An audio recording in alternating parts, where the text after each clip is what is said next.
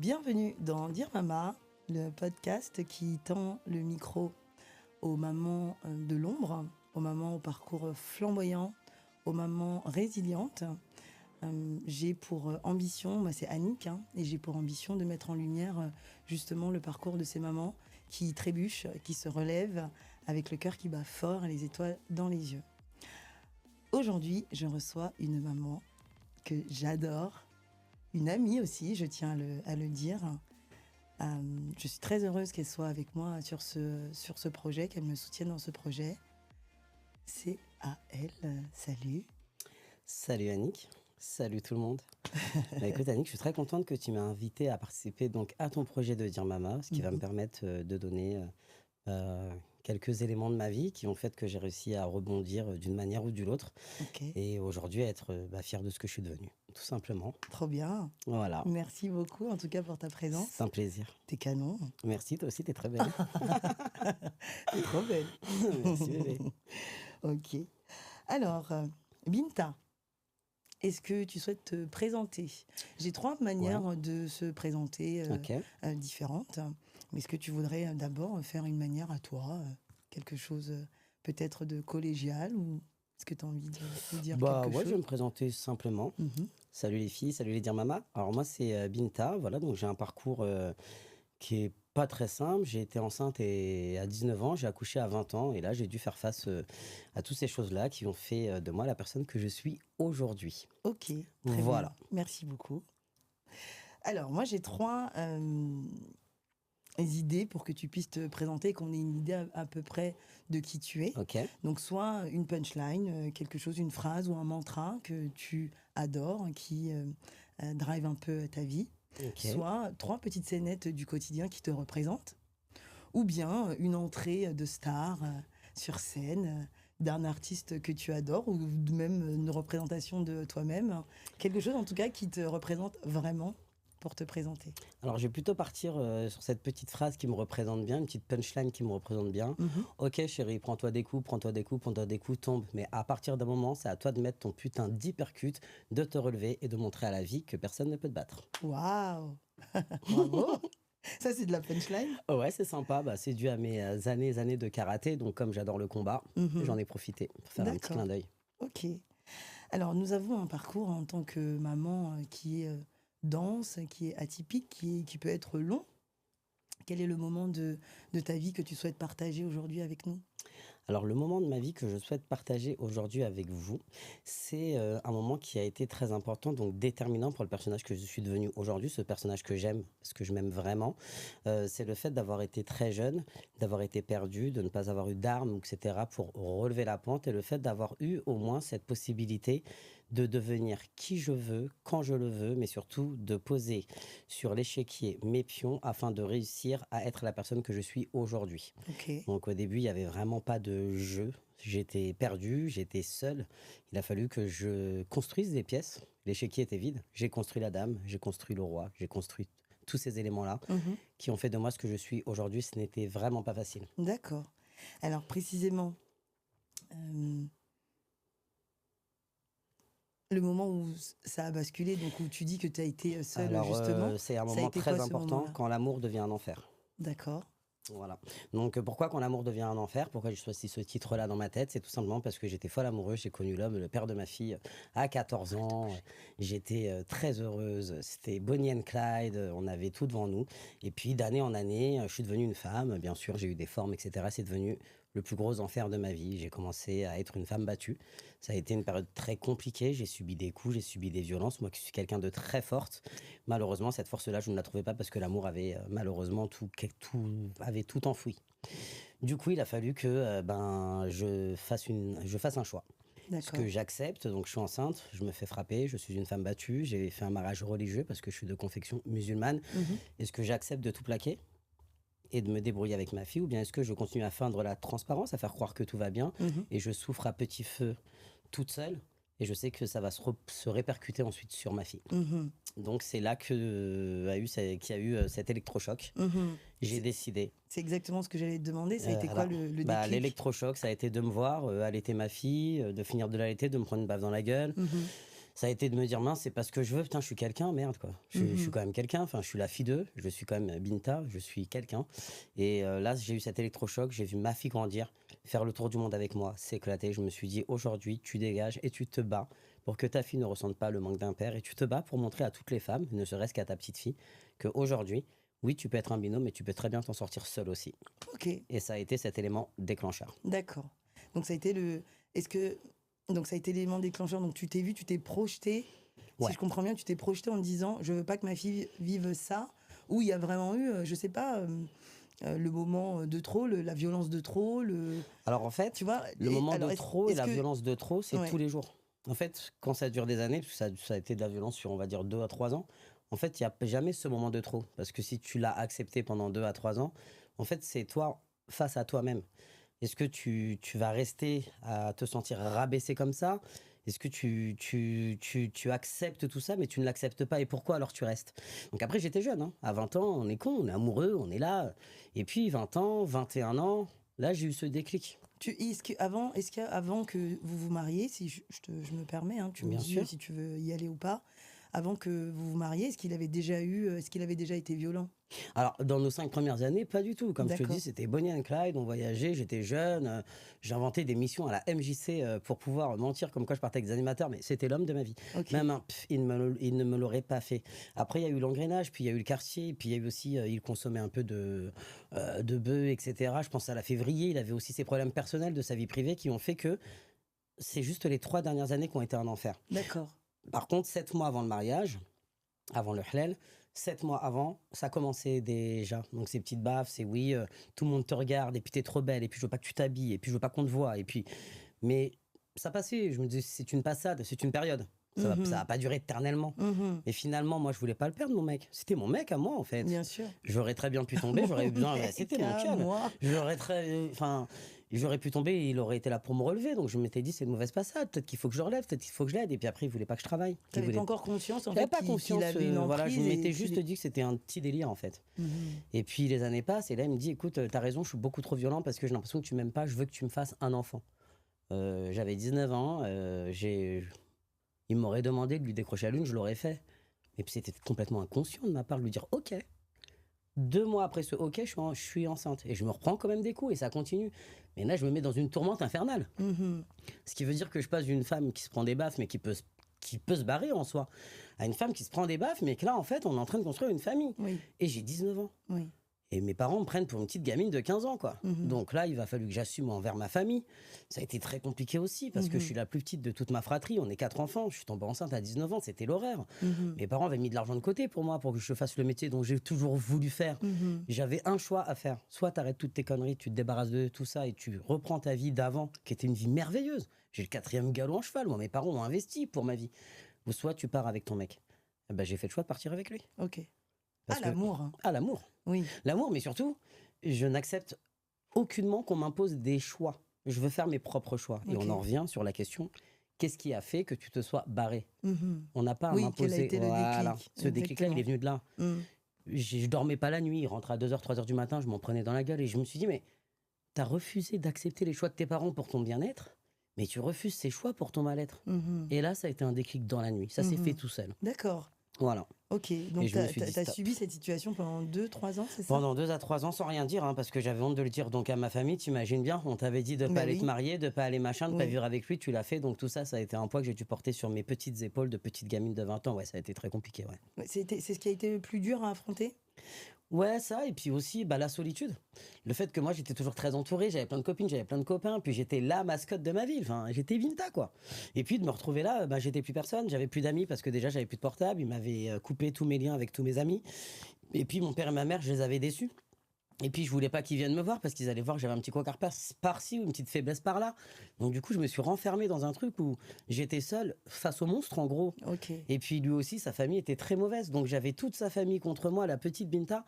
Et j'avais l'impression que c'était la fin, enfin, qu'il fallait soit que je meure, Mhm. soit que je parte. D'accord. Et tout ça avec la petite. Et tout ça avec un bébé que j'étais Ouais. en train d'allaiter. Et Dieu seul sait à quel point ça fait mal, les filles. D'allaiter, Ah ouais, c'était l'horreur. t'en as souffert? Beaucoup. Ok, tu l'as allaité combien de temps, toi, plus? Alors, je l'ai Tu te allaité pas très souviens? longtemps parce qu'avec les coups, les baffes et les insomnies, j'ai dû l'allaiter 1 mois grand max. D'accord. Un mois? Ouais, Ah oui, d'accord, donc non, ça n'a pas été long. ça n'a pas été long. Ok.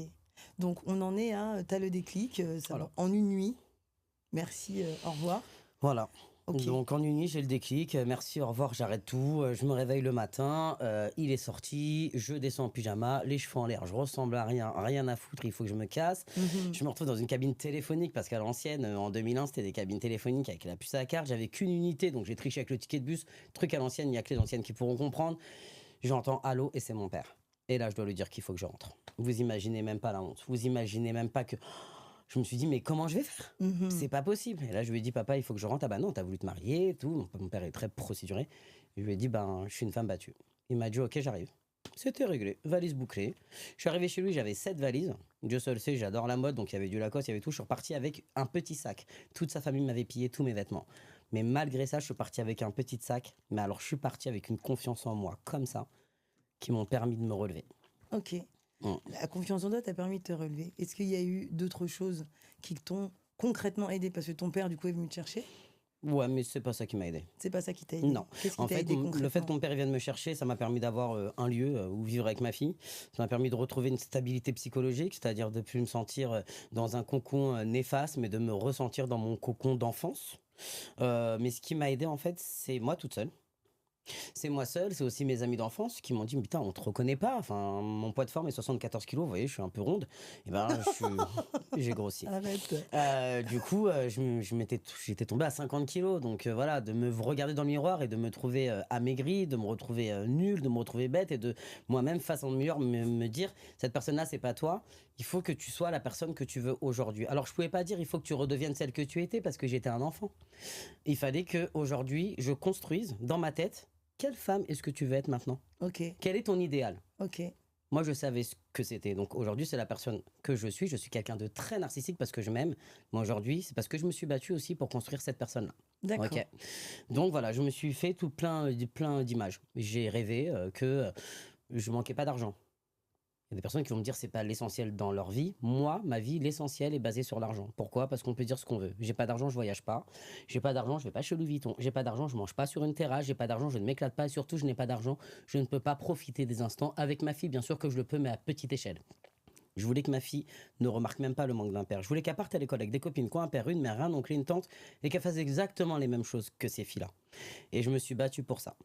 Ok. Donc tu voulais donner à ta fille une vie, selon toi, équilibrée, C'est ça. qui manque de rien. Je me souviens qu'elle était inscrite en école privée à un moment. Exactement. Ouais. Elle est partie en école privée, pourquoi? Parce qu'elle était dans une école publique avec moi et tout se passait bien. Et puis Oui. elle a commencé à traîner un peu avec les mauvaises Ouais, personnes, ouais. de peur qu'elle ne tombe amoureuse du mauvais comme moi. Parce qu'après, attention, hein, ça veut bah pas oui. dire que j'ai tout bien fait. À un Oui, moment donné, oui. t'es parano. Mm. Parce que t'as peur qu'elle fasse le même chemin que toi, et que justement qu'elle n'ait pas la force aussi. Mm. Donc voilà, je l'ai mise dans une école privée, puis elle a très mal pris. Ouais, qu'est-ce que je fais là? C'est quoi cette école? Mais finalement, ça a porté ses fruits parce Oui. que du coup, elle a réussi dans l'école et aussi aujourd'hui, professionnellement parlant. Ma fille est une hôtesse de l'air, donc je suis très contente pour elle. Mhm. Voilà. Ok, alors où est-ce que tu as été puiser cette force, Binta? Parce que tu me dis, c'est moi, je suis narcissique, et j'adore, hein, je veux dire, tu l'assumes et c'est très bien. Alors, cette force, où est-ce que je suis Où partie est-ce la que tu es puiser? parti la puiser? Alors, laisse-moi finir, s'il Bien te sûr. plaît. Où est-ce que tu es parti puiser cette force? Et est-ce que tu as eu des modèles à part? Parce que, est-ce que tu. Enfin, qui est-ce que tu voyais en exemple en te disant, je veux être comme ci, être comme ça? Alors, l'argent, j'ai compris. Mais la force, elle sort d'où? Est-ce que tu avais des modèles? Est-ce que tu t'es calqué sur différents. Tu vois? Ok. Alors, déjà, où est-ce que j'ai trouvé cette force? Moi, quand je suis retourné vivre chez mes parents et tout, je retraînais avec les mêmes copines. Voilà, on prenait le métro, on allait à Fort du Trône. Enfin, à 20 ans, c'était encore dans le délire. On allait sur Paris, on faisait les magasins. Et un jour, je tombe sur le Mediapub. Aujourd'hui, maintenant, on va sur Indeed. Sur le Mediapub, voilà, il y avait un catalogue, recherche une téléprospectrice. Je n'avais pas de travail quand je suis rentré. Mhm. Pas besoin, j'avais ce qu'il me fallait, j'avais mon père et puis ma mère, mais ça me suffisait pas. Je cherche une téléprospectrice, etc. Je me suis dit, bon, why not? J'appelle, je pars à l'entretien. J'y vais comment? En survêtement Lacoste, avec une clope au bec. Le patron me dit, on vient pas dans un entretien avec un survêtement Lacoste. Je lui ai dit, je pensais que c'était pour une téléprospectrice, donc les clients ne me verront pas. J'ai été vachement au culot et il m'a dit que c'est la première fois de sa vie qu'il accepte d'embaucher une personne qui vient avec un jogging et une clope à la bouche et qui lui manque en plus de respect en lui disant, tu vas pas me dire comment je m'habille pour ton entretien, parce que j'ai du chien et que à travers ça, il avait besoin d'une téléprospectrice, d'une téléopératrice dans le bâtiment, qui avait pas peur de dire ce qu'elle pensait hôtel. Ça a commencé comme ça. Au bout de 9 mois, je faisais tellement de chiffre d'affaires que j'ai battu toutes les personnes qui étaient là depuis 5 ans et je suis passée directrice. Ok. Cette force, je l'ai puisée où? Donc, du coup, dans le métro, en train de fumer une clope dans le métro, chose qui est interdite, attention. Et en feuilletant sur le Mediapub. C'était interdit déjà à l'époque. Merci, madame. Voilà. Et du coup, dans ma rébellion, dans mon petit un peu charisme de racaille, que je n'étais pas vraiment en vrai, mais que je me donnais cette image-là, eh ben, je voulais pas rester dans ce schéma-là. Je cherchais juste à m'en sortir, moi. Mais mon environnement faisait que cette image-là m'allait bien dans l'endroit où est-ce que j'étais. Donc, je travaille, voilà, je passe directrice et là, je commence à avoir des sous. Et là, je me dis, attends, le père de ma fille m'avait interdit de gagner de l'argent. Eh ben, j'en veux 10 fois plus. Le père de ma fille m'avait interdit d'avoir une voiture ou de passer le permis. Eh ben, je passe le permis. Je passe le permis, mais j'achète quoi comme voiture? Normalement une Twingo. Non, j'achète le plus gros 4x4 que je puisse voir. Pourquoi? Parce que j'avais pas le droit d'avoir une voiture. Je roule en 4x4. J'ai fait beaucoup de cartons. Attention, quand on vient de passer le permis, prenez une petite voiture. Les recommandations de Binta. Il voulait pas que je travaille, je veux gagner beaucoup d'argent. Faut pas que je conduise, j'ai une grosse voiture. Il voulait pas que je sois belle, il voulait pas que je mette des vêtements qui se remarquent. J'adore les robes, j'adore aller chez Louis Vuitton, j'adore aller chez Gucci. Il fallait que j'arrive comme si c'était pour moi une drogue, un médicament qui pouvait me soigner de toutes ces interdictions qui m'avaient fait porter sur mes épaules. Le fait de les franchir et de les surfranchir, et ben, faisait en sorte que je m'aime de plus en plus, que j'accepte de plus en plus ce que j'étais et que j'arrive avec plus de simplicité à en parler. Parce qu'aujourd'hui, j'arrive à en parler devant vous, mais avant, je n'arrivais même pas à en parler devant ma simple amie Annick. Donc, c'est très important aussi de le dire. Mais c'est le fait d'avoir su franchir toutes ces interdictions en multipliant par 100, en fait, ces interdictions-là et en les éclatant, que j'ai vu que je m'aimais de plus en plus et j'y ai pris goût, en vrai. Ok. En vrai, donc c'est comme une revanche en fait que tu as pris une sur revanche, lui. Exact. On m'a interdit donc tout ce qu'on m'a interdit. Je le fais fois 1000. Je le fais fois 1000. Fois 1000 parce et c'est pas des mauvaises choses en plus. C'est gagner ta vie, c'est être une femme libre en vrai. C'est ça, et surtout que j'ai compris avec l'âge, vers les coups de 30 ans, donc 10 ans après, quand ma fille a eu ses 10 ans, que j'ai réussi, voilà, je gagnais bien ma vie, j'avais ma voiture, j'avais mon appart, j'avais tout. Et j'ai fait une introspection. Je me suis dit, alors du coup, t'en es où là, quoi? Parce que j'aime bien me parler à moi-même, je suis un peu psycho. Et j'ai fait une introspection et je me suis dit, ah ouais, mais en fait, j'ai compris tout ce qui m'interdisait. C'était tout ce qu'il voyait en mes yeux que je voulais être. Il voyait le chemin sur lequel je me dirigeais, donc le chemin normal, le chemin qui m'allait bien, et il me l'interdisait. Et finalement, quand j'ai vu qu'à mes 30 ans, je kiffais grave ma life, genre j'avais encore ces blessures, etc. Parfois, je me renferme un peu parce que je me dis, quand même, ce que j'ai vécu et tout. Mais j'aimais ce que je faisais, j'aimais ma life, j'aimais produire, j'aimais être une femme indépendante. T'aimais gagner de l'argent. J'aimais gagner de l'argent, mais surtout j'aimais faire plaisir surtout à ma fille. Oui. J'aimais voyager beaucoup avec ma fille, parce que j'ai quand même fait le tour du monde avec ma fille, depuis sa naissance jusqu'à aujourd'hui. Et j'ai vu qu'en fin de compte, ça c'était ce qu'il me fallait. Ok. Waouh. Ouais. Quel parcours. Ouais. Alors ça n'a pas été facile, ça veut dire que là je t'ai fait je me relève, je me suis relevé, mais bien sûr, il y avait pas mal d'embûches entre. Est-ce que tu veux nous en parler un peu? Oui, je peux vous décortiquer 2-3 petits moments. C'est-à-dire qu'à un moment donné, je m'entendais plus trop avec mes parents parce qu'on n'était plus en phase. On n'était plus en phase. Ouais, ok, je suis revenu, ok, je suis chez vous. Moi, je leur ai dit, voilà, je reviens en 7-8 mois, je vais quand même trouver un taf. C'est normal. Maintenant, aujourd'hui que je suis parent, je les comprends. Ma fille, elle arrive enceinte à 19 ans, elle a pas de taf, elle a rien. Oh là, oh, laissez-moi, je vais faire un chlel. Mon mec, je l'aime, il s'appelle. Allô, tu vas où? Je comprends. Mais après, quand je suis revenu, c'est vrai que ça a été quand même dur, l'entente, voilà. Mes parents étaient tellement protecteurs, j'étais un bébé qui avait un bébé, donc ils voulaient élever mon propre bébé, je voulais pas, donc ça a eu plein d'embrouilles, donc j'ai dû partir de chez eux. Ma fille avait à peine 1 an ou 2. Donc là, je me suis retrouvé à travailler à... Donc ça veut dire que je mettais 1h30 de transport aller, 1h30 de transport retour, en RER, en métro, chose que je ne suis incapable de faire aujourd'hui. Tu te rappelles, j'en ai pleuré. Et du coup, fallait que je trouve où aller. Donc, j'ai dormi chez une copine qui a bien voulu m'héberger, mais elle avait déjà ses enfants. Donc, je dormais sur un petit lit de massage pendant 1 an et demi ou 2. Je m'en suis jamais plaint. Mais malgré ça... Alors, on la remercie d'avoir été là, quand même. Merci beaucoup, ma petite chérie. Tu te reconnaîtras. Oui. On la remercie d'avoir été là. Mais en même temps, j'étais tellement rebelle que je comprends mes parents. Moi, ma fille, je lui dis chut, elle se tait. Moi, il n'y a pas de chute. Je fais ce que je veux quand je le veux. Et c'est vrai que c'est compliqué pour un parent.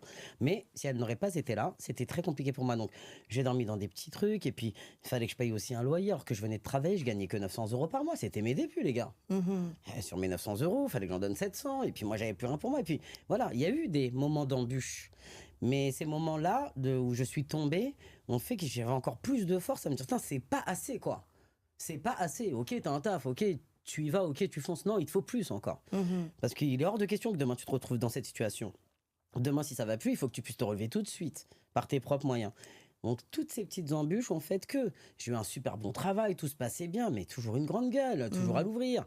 Et ben, j'ai dû quitter mon taf. Ah voilà, Oh là là. et là, c'était à 32 ans. Bah non, je m'appelle Binta, c'est moi qui décide. Et puis encore, et rebelote, tu retombes. Mais là, se relever était beaucoup plus simple avec toutes les armes du coup que j'avais acquises. Du coup, je savais où aller, sur quelle porte taper, j'avais mon bagou, j'avais ma manière de parler, et puis mon travail est beaucoup dans la communication, mon travail est beaucoup dans la prestance, etc. Donc du coup, j'avais réussi à me relever, mais c'est vrai que ça n'a pas été d'un point à l'autre. Ça a été d'un point à l'autre, et puis vous savez, la vie, hein, elle est comme ça, en dents de scie. Ce qui est important, c'est que quand on est tout en bas, il faut toujours trouver cette force et se dire, j'ai pu me relever une fois. Je peux me relever une deuxième fois. Et puis même si la première fois que je me suis relevé, c'était plus simple. Et ben aujourd'hui, j'ai acquis des armes. Voilà, avant j'avais l'épée, aujourd'hui j'ai le ciseau, aujourd'hui ça. Et puis on va dire, on a quand même une multitude d'armes après qui nous aident à nous relever. La seule chose, c'est quand on est en bas, faut pas sombrer, quoi. Oh, alors, comment on fait concrètement? Donne-moi, est-ce que tu as un outil? Alors, tu as ta force de caractère, hein, j'ai bien compris. Mm. Est-ce qu'il y a un outil en particulier, par exemple, que tu pourrais partager avec les mamans? Oui, Parce que se dire, il faut être forte, etc., machin, on n'est pas tous c'est vrai. logés à la même enseigne à ce niveau-là. On peut avoir des moments de faiblesse qui font que on n'arrive pas à se relever, tu vois. Et on a donc des outils. Donc, toi, ça a été quoi? Qu'est-ce que tu as Bah, c'est utilisé très important, concrètement? c'est une très très bonne question que tu me poses parce que justement le titre porte bien son nom. Donc dire mama, ça s'adresse aux mamans, Mhm. parfois maman solo ou pas. Mais enfin, pour moi, le conseil que je pourrais donner à une maman pour toujours se relever, c'est pendant que tu es C'est en un train. outil. Voilà, c'est Avant un le outil. conseil, c'est un. Donc, Qu'est-ce qu'on fait? Parce que tu vois. eh ben, on prend son enfant et on le regarde. Mhm. Moi, c'est les choses que je fais en fait. Quand ça va pas, en fait, je me laisse un peu sombrer, les filles, hein. Je dis pas que je sombre jamais. Je peux sombrer 10, 15, 20, 30 jours max. Mais à un moment donné, tout le monde tombe, tout le monde a des moments de faiblesse. On peut pas être tous les jours fort. Mais à un moment donné, il faut pas non plus aller au bout du bout et que ça dure beaucoup trop longtemps. Donc Mhm. quand vous voyez que ça va beaucoup trop longtemps, je pense que moi, mon arme a été de Ton regarder. outil? Mon outil, ouais, ça a été d'appeler ma fille ou de lui parler ou de la prendre avec moi et surtout de l'imaginer me voir faible, par terre, en bas et imaginer le mal que ça pourrait lui faire à elle. C'est en fait, à travers nous, nos enfants peuvent souffrir de nos propres souffrances. Bien sûr. Donc mon outil, ce serait ça. Ok, c'est ton enfant en fait. C'est C'est moi, ton mon enfant outil, qui c'est mon t'insuffle, enfant. Ah ouais, qui te donne la force oui. de te relever, de te battre. Demain, si elle est plus là, ben franchement, si je tombe, je tombe, j'en ai rien à foutre. Ok, Et vraiment, le fait qu'il y ait ma fille, je ne peux Mhm. pas tomber. ok. Donc c'est le fait qu'elle soit là, Ouais. le fait que c'est elle Parce ta force. C'est ça. Je Ok. suis son exemple, je vais être son exemple, mais je veux aussi lui montrer que la vie n'est pas simple. Des fois, on peut tomber, ça c'est normal qu'elle le voie, mais rester trop longtemps à terre, non, je ne pourrais pas accepter qu'elle en souffre. Ok, Donc je pense que ça a été mon outil, moi. C'est ma fille. ok, super, merci. De rien. Oh là là, tu nous en dis des choses. Eh ouais, bah écoute, c'est une interview, hein, si je ne m'abuse. Ah ben tout à fait. Donc c'est à partir du moment où j'ai accepté de m'asseoir avec toi sur ce fauteuil, c'est que j'ai décidé de me mettre à nu. Chose Ok. que je ne fais jamais, mais c'est Eh bon. ben exactement. Et c'est pour ça que je te remercie aussi parce que tu es prête aujourd'hui à partager ton histoire. Oh que oui. Et c'est génial. Merci pour moi et puis merci pour toutes les autres qui nous écoutent et Faut qui aller nous dire regardent. maman. Oui. Alors ta relation à toi aujourd'hui, elle est comment? Ton rapport à ton corps, à ta féminité, à tes ambitions, à ta confiance? Où t'en es aujourd'hui à ce niveau-là? Alors aujourd'hui, mon rapport à mes ambitions est toujours présente. Aujourd'hui, je suis présidente de mon entreprise. Mhm. Donc, je travaille aussi en tant que directrice dans d'autres boîtes. Donc, du coup, niveau professionnel, niveau ce que j'escomptais de gagner bien ma vie et tout ça, forcément, j'ai réussi à garder cette flamme, on va dire, toujours là. Et je compte bien continuer ainsi, vu que je vais fêter mes 44 ans dans même pas 10 jours. Donc, T'es dans quel secteur d'activité? je suis dans le BTP, dans Ok. la rénovation de l'habitat. Mhm. Donc, c'était pas mon projet de base. Je voulais relooker des hommes. Mais j'ai vu que ce milieu-là m'apportait beaucoup de choses, mais surtout m'apportait de l'argent. Et du coup, ouais, faut être réel. Hein. Oui. Mon rêve, c'est le relooking. Le relooking, j'ai loupé parce que l'argent de côté qui avait été mis, j'ai choisi ma fille. Mais surtout, ça m'a fait aussi permettre de connaître des personnes très importantes pour moi, des patrons avec qui j'ai bossé, qui aujourd'hui sont mes meilleurs amis, des personnes aussi qui m'ont... Parce que c'est bien de s'entourer de bonnes personnes. C'est très important aussi pour réussir dans la vie, de s'entourer de personnes positives, de personnes attractives et de personnes qui ont réussi. Parce qu'ils vont te donner également des conseils et des armes. On ne réussit pas seul, de toute manière. Hein. Donc voilà. Donc ça m'a permis ça. Ensuite, donc niveau professionnel, je suis satisfaite. Ok. J'ai un nouveau projet aussi dans la mode, mais on n'y est pas encore. Ok. Mais niveau professionnel et monétaire, on va dire que ça va. Pour l'instant, ça suit son cours. D'accord. Ensuite, tu m'as demandé par rapport à moi-même. Ton rapport à ton corps, à ta féminité. Alors moi, par rapport à mon corps et à ma féminité, aujourd'hui, je peux en parler ouvertement. J'ai un gros souci, c'est-à-dire que je suis dans la perfection. Ce qui veut dire que là, Annick qui me connaît, puisqu'on est des meilleurs amis, en l'espace de 8 mois, ma mère était gravement malade. J'ai pris 7 kilos. Alors... Vous allez dire que ça se voit pas ou pas, mais moi je le sais. Regarde son petit sourire. J'ai pris 7 kilos. Alors effectivement, j'ai vraiment du mal. En fait, j'ai du mal, pourquoi? Parce que je ne cherche plus l'amour des autres envers moi, je ne cherche plus à être aimé ou à être apprécié, mais je cherche mon amour à moi envers moi. Et c'est vrai que quand je prends du poids, ou bien quand j'ai des problèmes professionnels, etc., à chaque fois, ça va me déstabiliser dans tout le reste de ma vie. Alors, je vais excuse-moi, je te coupe juste 30 secondes. Comment est-ce que tu es passé de « je ne cherche plus l'amour des autres » à « maintenant, je cherche mon amour à moi » ? Ça a été quoi la bascule? Comment on est passé de ça à ça? Alors, à la bascule, ça a été que... Moi, je suis quelqu'un... quand on me voit comme ça, j'ai l'air froide, j'ai l'air hautaine, etc. Mais en fait, je donne énormément d'amour aux gens que j'aime. Mais parfois, j'en donne même tellement que je ne demande surtout pas qu'on m'en remette parce que le fait de leur en donner me fait du bien. Mais j'ai remarqué que chercher l'amour des gens, attendre après l'amour des gens, chose qui m'est déjà arrivé de le faire, aussi bien en amour, hein, parce que j'ai pas eu que le père de ma fille dans ma vie. En fait, à chaque fois, j'ai été déçu, j'ai été triste, et ce sont ces choses-là, j'ai l'impression, qui à chaque fois m'ont fait tomber. D'accord. Afin que je me relève. D'accord. Et j'ai l'impression que de ne rien attendre en retour, c'est-à-dire donner son amour, etc., mais de ne plus attendre. Attendre un mariage, attendre une preuve de meilleure amitié, attendre la preuve que ton père te dit tu es la meilleure fille du monde. Et le fait de ne plus attendre tout ça, en fait, moi, ça m'évite de sombrer. Parce que j'étais tellement dans l'affection et dans l'amour que j'ai compris que je n'ai plus besoin qu'on m'aime. Mais par contre, moi, j'ai besoin de m'aimer à 100%. Ok. Voilà. J'ai vraiment besoin de m'aimer à 100%. Si on m'aime, tant mieux. Si on ne m'aime pas, tant pis. Par contre, si moi, je ne m'aime pas, là c'est un problème. C'est un problème concret. Là.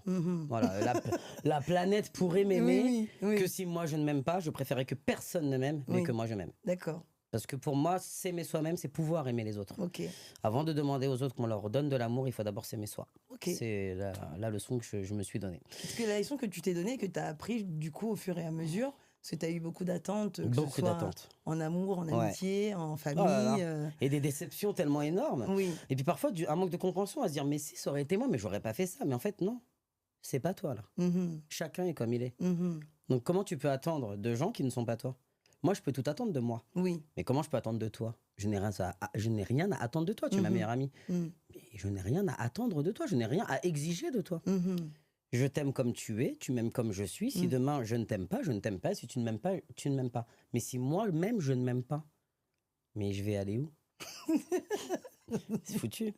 Foutu. Donc du coup, tu m'as demandé l'amour envers moi. Ouais, et aujourd'hui, je m'aime beaucoup. La preuve, je vais prendre 3-4 kilos, je vais en faire toute une syncope parce que j'ai peur de ne plus m'aimer. Mais oui, je m'aime énormément en tant que femme. Ok. Je suis fier de la femme que je suis aujourd'hui. Ma fille, surtout, est fière de moi. Comme je vous dis, je travaille beaucoup au travers du regard de ma fille. Hein. Ma fille est heureuse quand elle me présente, c'est ma mère. Genre, ah ouais, c'est ta mère? Genre, elle kiffe. Donc, le fait que ma fille kiffe, comme je vous l'ai dit, à travers ses yeux, je m'aime. Donc, je ne peux que m'aimer. D'accord. Voilà. Elle a 24 ans, elle est fan de moi, c'est ma première fan. Donc là, je ne peux que aimer la femme que je suis, je ne peux que aimer l'humain que je suis. Professionnellement, tout va bien. Je ne sais pas s'il y avait une autre question par rapport à ça. Oui, par rapport à ta confiance, parce que le fait d'avoir subi ces violences, quand même, il y a eu une perte de confiance, même si ça fait un moment. Exact. Il y a quand même eu une perte de confiance, parce que, enfin, je n'ai pas subi, je n'ai pas été dans ce type de situation, mais je peux avoir été dans des situations comme la maladie par exemple, qui peuvent me faire perdre confiance en moi, tu vois. Donc comment est-ce que toi tu as repris la confiance en toi sur toutes ces années justement où pendant 2, 3 ans, ben, tu subissais des violences verbales, physiques. Tu vois, Alors, comment la confiance comment en c'est soi, revenu? elle est jamais là à 100%. Ok. Pourquoi? Parce que, en fait, c'est par période. On va dire que, bah, déjà, comment la confiance en moi est revenue, c'est quand j'ai vu que, ben, en fait, à force de me dire, faut pas que tu travailles, faut pas que tu fasses ci, bah, je pensais que j'allais arriver à rien, en fait, en soi, parce que, bah, à 19 ans, j'avais rien fait, moi, à part partir à l'école. Mhm. Ok. Et puis après, j'arrive à 21 ans, 22, 23, où là, je dois travailler, je dois avoir un permis, je dois avoir une voiture, enfin, je dois être quelqu'un. Mhm. Donc là, il y avait zéro confiance, parce que du coup, pour moi, bah, je peux pas. Et petit à petit, quand les portes sont ouvertes, quand j'ai réussi à faire des choses par mes propres moyens, la confiance est revenue petit à petit. Et D'accord. puis ensuite, je suis arrivé au summum de ma confiance. À l'âge d'entre 30 et 35 ans, là, je pétais plus haut que mon cul, pardonnez-moi les filles, mais c'est réel. J'en pouvais plus de moi. Genre, j'étais à 100% de confiance. Genre, je suis Binta, quoi. Hmm. Genre, attention, je sais tout ce que je touche, tout ce que je veux, j'y arrive, je fais du feu avec mes doigts. Voilà. Alors, je t'arrête 30 secondes, parce que c'est intéressant que tu dis ça. C'est en faisant les choses, en fait, que ta Mais confiance est oui, revenue. mais oui, Pas à et pas, oui, et c'est ça. doucement. Et c'est là qu'on en vient. C'est ça. C'est petit à petit, c'est quand tu commences par une petite chose et que tu te dis, ah tiens, ça J'ai marche. réussi, exactement. Ah bah je suis pas si nul que ça. Et puis tu en refais une deuxième, puis t'en ah bah et là tu commences à reprendre confiance en toi. Et puis là tu commences à voir un peu plus haut, à voir un peu plus loin et à essayer un peu plus et à trouver que bah cet étage-là en fait je peux le monter. Et puis le troisième aussi. Mais parfois cette flamme de confiance à 100%, bah, parfois il y a un pic, elle redescend. Pourquoi? Bah, tu retombes amoureuse, ton croque d'un mec, là, il ne te frappe pas, mais bah, vous êtes pas en phase, quoi. Enfin, ça se termine, pourtant tu pensais que c'était encore l'amour, et tu retombes. Mais tu gardes toujours ton 50% de confiance, là. Bien sûr. Mais ta confiance, quand même, est en dents de scie. Donc, quand tu me demandes aujourd'hui comment je suis dans ma confiance, aujourd'hui, là, que je suis en train de parler avec toi, je suis à 60% de confiance. Pourquoi? Parce que j'ai mes 4-5 kilos que je vais perdre très vite, hein.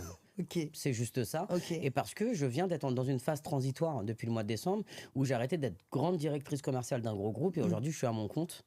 Donc en tant que régie de bâtiment, donc il y a eu encore ce petit, Bien sûr. cette dent de scie. Bien sûr. Mais forcément, la confiance, on l'a jamais à 100% tous les jours. Ce serait mentir. Enfin, sauf si quelqu'un a la recette, j'aimerais bien avoir Tu ce aimerais bien pouvoir. l'avoir. Ah ouais, qu'il le partage sur Dire Mama.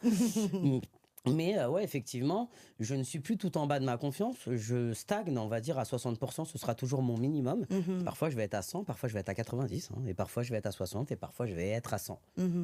Mais pour moi, avoir confiance en soi, c'est avoir au moins 50 à 60% d'amour pour soi-même et de confiance en soi pour pouvoir jouer sur cette dent de scie. À chaque fois, Voilà. pouvoir C'est ça. rebondir. Ok, repartir. Merci beaucoup. Mais de rien. Oh là là, ça partage, hein. Ça partage. Merci beaucoup, Binta. Est-ce que tu pourrais me donner un moment de fierté? Alors, il y en a eu beaucoup, hein, mais un moment de fierté, même petit, vraiment qui te... Voilà, quand tu reprends, quand tu retraces là, tout ce qu'on vient de se dire, est-ce qu'il y a un moment où vraiment tu t'es dit, franchement là, Bibi, c'est moi? Ouais. Alors vous allez peut-être le trouver un peu ballot celui-là, mais pour moi c'était. Alors non, c'est toi qui voilà, compte. c'est mon exact, moment. c'est ton Voilà. moment. C'est mon moment. Bon, j'en ai parlé avec ma fille, elle m'a dit ouais, après tout ce que t'as fait, ça c'est rien, mais pour moi c'est ça le moment. Ok. Le moment c'est le jour où j'avais toujours pas le permis. J'en rigole. Parce que c'est nul, mais pour moi c'est un truc de dingue. J'étais inscrite au code, ok, donc j'avais 22 ans, 23 ans, je venais d'avoir été promue en tant que directrice, je gagnais des sous. Et mon père, il me dit, bah écoute, tu passes ton code, c'est bien. Et il regarde, il montre plusieurs voitures et tout, machin, t'achèteras ça. Et là, le soir même, j'arrive en bas de chez mon père, je lui demande d'ouvrir son garage et je fais rentrer un gros 4x4 avec un pare-buffle en fer. Il me dit, c'est à qui? Je lui dis, c'est à moi. Il m'a dit, mais t'as pas le permis? Oui, tu le gardes dans ton garage parce que mon permis, dans 2 semaines, je l'ai. Mais qui t'a dit que tu allais l'avoir? Parce que je vais l'avoir et je vais la conduire, cette caisse.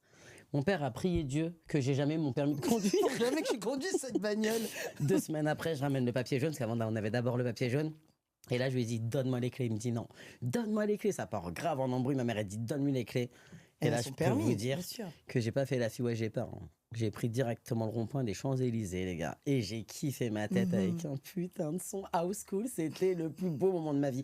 Et là, je me suis dit, je peux faire tout ce que je veux. Je suis le roi du monde. Bien sûr. Voilà, c'était ce moment-là. Ce qui est quand même incroyable dans ce que tu viens de dire, c'est que tu sais, il y a beaucoup de choses dans le développement personnel où on te dit visualise, tu vois, si tu veux être riche, si tu veux être qui tu veux être, sois d'abord la personne et d'abord les choses que tu veux avoir et elles arriveront à toi. Et tu avais tellement confiance en toi que tu t'es dit, mon permis, en fait, je vais l'avoir. La voiture, elle est là. Ah oui. tu vois. Mais Et j'étais tu l'as sûre. eu. C'est ça. C'est incroyable. Mais tu l'as attiré à toi, en vrai. Grâce à cette confiance que j'avais réussi à Exactement. reprendre. Et je l'ai attiré à moi parce que le fait de savoir que la voiture était dans le parking, Mhm. j'avais qu'une envie, c'était de la démarrer, Bien faire sûr. vroom vroom, quoi. Bien sûr. Ça, j'étais Tu te mis rends du compte qu'à Tupac, 22 ans, du tu old étais school. déjà en mode Ah ouais. visualisation, Ouais. je me projette, je veux C'est ça. ça. Et C'est c'était canon. le meilleur moment où je me suis dit, ah là, c'est bon, quoi. Mhm. C'était celui-là. Mais c'est un moment de ouf. De dingue. J'entends encore le son de dire maman. Non, en plus, j'écoutais dire En plus, maman. t'écoutais dire maman. Et de ouf. Et on est Eh là. mais bien sûr. Ouais, non, Génial. c'était malade. Trop ouf. Génial. Ok. On a parlé tout à l'heure de ta punchline, donc je ne vais pas revenir sur cette question. Est-ce que tu aurais un message à la femme que tu étais il y a 5 ou 10 ans? Alors 5 ans, c'était Covid, Ouais. on va dire 5 ans. Est-ce que tu as un message pour cette femme-là? Ouais. Pose un peu ton petit pouilly fumé, calme-toi et continue à faire ton sport parce que t'inquiète pas, ça revient vite la vraie vie. Il va vraiment falloir que tu y ailles quand le Covid sera terminé. D'accord. Hmm. Pourquoi tu as eu la main un peu Moi, j'ai eu légère? la main très très légère d'ailleurs parce que du coup on était là confinés. Mhm. Moi j'habitais à Créteil donc il y avait un lac, ouais, j'allais faire mon petit footing avec les canards et tout.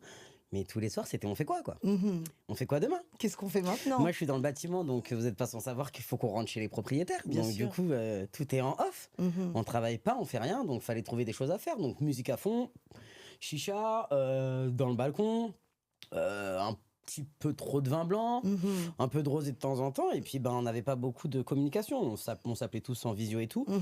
Et c'est vrai que cette période-là m'a aussi servi à reprendre un peu le sport, mais pas tant que ça. J'aurais aimé le reprendre un peu plus. Hein. J'aurais aimé faire plus de lecture. Donc ouais, le message que je lui passerai, c'est ouvre un peu de livres, Mhm. fais un peu de lecture et tout, parce qu'en fait c'est pas la fin du monde, c'est Mhm. juste C'est juste une voilà, période, ça hein, revient. ça revient. You have Oui. to come back, tu Oui, vois. oui. Donc voilà, Mhm. c'est juste ce message-là. Ok, super. Il y a 5 ans en arrière, ouais. Ok, merci. Si notre pupus, ta puce, c'est ma puce aussi, hein, Bah je le oui. dis, hein, T'es sa tata d'amour. exactement, elle écoutait dire maman demain, après-demain, elle a 24 ans, donc elle est en âge d'écouter Ouais. ce podcast, même si elle n'est pas maman. Qu'est-ce que tu aimerais lui dire? Hmm. Ma fille est très. Moi, tu la connais, elle est lunaire, quoi. Donc, qu'est-ce que j'aimerais lui dire? Je pense que j'aurais rien à lui dire sur ça. C'est vrai. Non, mais Elle sur écouterait, ce que tu veux. Elle écouterait donc le dire maman et elle me redirait encore oh, t'es relou avec ton histoire de voiture, il y a eu des choses super plus intéressantes à dire et pourquoi est-ce que t'as parlé que de ça? Parce que pour elle, c'est de la merde. Et je lui dirais réellement, parce que maintenant on parle de femme à femme, Bien sûr. j'ai envie de te dire, Mhm. je lui dirais, bah tu vois, c'est des choses que même à table, j'aurais pas pu, peut-être pas pu en parler. Mhm. C'est des choses aujourd'hui que je parle dans une interview avec ma meilleure amie Annick et je sais que tout le monde peut la voir et aujourd'hui ça ne me dérange plus, ça veut dire que maman est guérie. Mhm. Waouh, tu Voilà. me donnes la chair de poule. Ouais, on va dire Oui. ça comme ça. Arrêtez. Ouais, voilà. Ok. Je pense que là, ouais, c'est un bon message, ça. Et c'est ce que je pense, ouais. Mm. Je pense que le fait de pouvoir en parler là aujourd'hui, c'est que, ok, je pensais que j'avais réussi, etc. Mais c'est aujourd'hui que je réalise à quel point, ouais, à quel point je suis vraiment guéri, quoi. Ok. Mais à quel point cette guérison, voilà, il a fallu mettre des médicaments, il a fallu mettre des antibiotiques, il a fallu aussi se battre, il a fallu accepter d'avaler ces antibiotiques et ces médicaments pour guérir de cette maladie qui est le manque de confiance en soi. Et puis, et voilà. Et puis sortir de l'emprise et aussi de sortir quelqu'un l'emprise, qui... sortir de l'enfer, parce Bien que sûr. c'était plus qu'un enfer. Mhm. Donc, ouais, voilà, c'est le message que je lui passerai. Aujourd'hui, si j'en parle, bah, c'est que dis-toi, bah, tu peux être tranquille, fais ta vie. D'ailleurs, elle habite en Albanie, donc continue ta vie et maman est guérie. Maman est guérie. Ouais, Génial. ouais. Waouh. Bravo. Quel Merci, parcours. merci ma chérie. Dernière question pour toi. Est-ce que tu voudrais passer un message aux mamans qui nous écoutent, quels qu'ils soient? Oui. Qu'est-ce que tu aimerais leur dire, celles qui nous écoutent et qui doutent, ou qui sont peut-être dans une situation comme dans laquelle tu as été, ou pas, Mhm. qui ont envie de faire des choses ou pas, qui ont un manque de confiance, d'ambition, enfin, peu importe. Ok. Qu'est-ce que j'aimerais passer comme t'aimerais message à passer toutes ces comme dire maman? message? Bah, déjà, j'aimerais vous passer comme message que si vous écoutez cette vidéo, si elle est très intéressante pour vous, c'est que vous avez peut-être été de près ou de loin confronté à des problèmes, à des situations où vous manquez peut-être de confiance en vous, ou peut-être vous avez eu un petit souci. Bah, sachez qu'en fait, si on est là et qu'on est des femmes, c'est parce que l'être le plus fort pour moi au monde est la femme et non pas l'homme. Donc on est forte, on peut tomber, on peut se relever, ok, on peut tout faire. Vous savez très bien, on s'occupe de nos parents, on va s'occuper de monsieur, on va s'occuper de tout le monde, mais qui s'occupe de nous si vous-même, déjà, vous ne vous occupez pas de vous? Alors, ayez toujours confiance en vous, les meufs, parce que vous savez très bien que la femme a ce pouvoir. C'est un pouvoir parfois qui est enfoui très loin. Il suffit juste d'aller chercher, de le sortir et de se battre pour. En tout cas, je vous souhaite vraiment beaucoup de bonheur, les filles. Et lâchez rien. Waouh, merci Voilà. beaucoup. Ah, tu vas me faire. Tu me coupes les mots. Ok, me bah coupes voilà, les mots. c'est un très bon message, je pense, et c'est ce que je pense, et c'est ce que j'aurais aimé entendre aussi. Ok. Waouh, merci beaucoup. Notre échange C'est moi qui te touche, remercie à sa beaucoup de fin. m'avoir invité à ton interview. J'espère pouvoir aussi me délecter de pas mal autres interviews que tu feras, Mhm. de pouvoir suivre ton émission. Je te remercie beaucoup pour cette invitation. Et c'est toujours un plaisir de partager des moments avec toi, ma chère Annick. Ben, écoute, merci pour ta sincérité, Binta. Merci pour ton courage. Merci pour cette audace, pour cette pêche, pour cette énergie. Franchement, vous saurez, vous allez entendre. De toute façon, Binta, je t'adore. Moi aussi, je t'aime, ma chère. Et je suis très fière que tu sois guérie aujourd'hui de ça, que tu en sois sortie. Ça n'a pas été facile. C'est clair. Ouais, mais bravo. Merci beaucoup, Bravo bébé. à toi. À toutes les dire, maman, j'espère que cet épisode Bye, vous les a filles. inspiré, peut-être fait sourire ou bousculer. Mais surtout, vous n'êtes pas seul, vous êtes légitime, votre voix compte. Et moi, j'adorerais aussi venir vous interviewer sur Dire Mama. Vous avez le droit de tomber, vous avez le droit de vous relever. Et surtout, vous avez le droit de recommencer. Sachez qu'il n'est jamais trop tard pour écrire un nouveau chapitre. Quel que soit l'âge, on peut toujours refaire, on peut toujours tomber et se relever. Donc si cet épisode t'a touché, partage-le autour de toi. Et n'hésite pas à mettre 5 étoiles sur les plateformes de podcast. C'est très important, ça compte. Et puis je te dis à bientôt sur Dire Mama. Ciao. Bisous. Bisous.